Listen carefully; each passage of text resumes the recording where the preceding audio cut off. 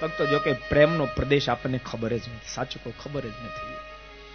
અને આપણે ભગવાનમાં પ્રેમ કરવો નથી કોઈને. સાચું કોઈ ભક્તો બધા માર્ગ જો કે જગતની અંદર એક વસ્તુ સિદ્ધ કરવી કઠણ છે.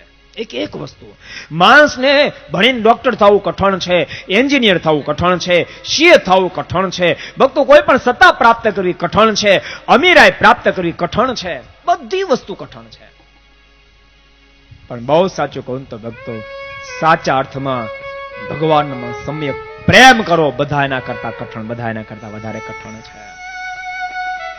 સાચું કહું ને તો ભક્તો આપણે ભગવાનમાં પ્રેમ નથી કરી શકતા, એટલે પછી બીજી ત્રીજી વસ્તુનો આપણે બહુ મોટો મહિમા ગાઈએ છીએ. ભક્તો એ બધું કરનાર તો દુનિયામાં લાખો લોકો તમને મળશે, લાખો લોકો મળશે. પ્રભુમાં તરબતર બની પ્રભુ વિરહમાં ભક્તો આંખોમાંથી આંસુડાની ધારાઓ થતી હોય એવા મહાપુરુષના દર્શની ક્યાં થાય, મહાપુરુષના ધરતી પર દર્શની ક્યાં થાય? એ સ્થિતિ જેને પ્રાપ્ત થાય ભક્તો ભાગશાળી સ્થિતિને પ્રાપ્ત કરી શકે, ભાગશાળી સ્થિતિને પ્રાપ્ત કરી શકે. વારંવાર કહું છું ભક્તો, જિંદગીમાં ક્યારેક એકાદ દાડો તેવો કાઢશો ભગવાનના વિરહમાં આંખ ભીની થઈ હોય, ક્યારેક તો કાઢશો.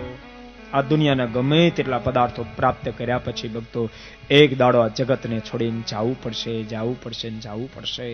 જગતના કોઈ પણ વ્યવહાર કરો ભક્તો, કોઈ પણ ક્ષેત્ર તમે અજમાવો, સાથે ભગવાનને રાખશો. એ તમામ ક્ષેત્ર પર તમારા માટે ભક્તિ રૂપ બની જશે. તમે ડોક્ટર હો તો ભક્તિ રૂપ બની જશે. ભગવાનને સાથે રાખી ઈમાનદારીથી ભક્તો તમે ડોક્ટરનું કામ કરશો ને તો તમારા માટે એ ડોક્ટરી સેવા ભક્તિ બની જશે. તમે ટીચર હશો, ભગવાનને સાથે રાખી પરમાત્માની આજ્ઞાનું અનુસંધાન રાખી તમે વિદ્યાર્થીને ભણાવતા હશો તો ભક્તિ રૂપ બની જશે. કોઈ પણ ક્ષેત્ર હશે ભક્તિ રૂપ બની જશે. પણ ભગવાનનું અનુસંધાન રાખજો. મારો ભગવાન નારાજ ન થાય ભક્તો, અનુસંધાન રાખીને તમે કરશો તો બધું જ ભક્તિ રૂપ બની જશે.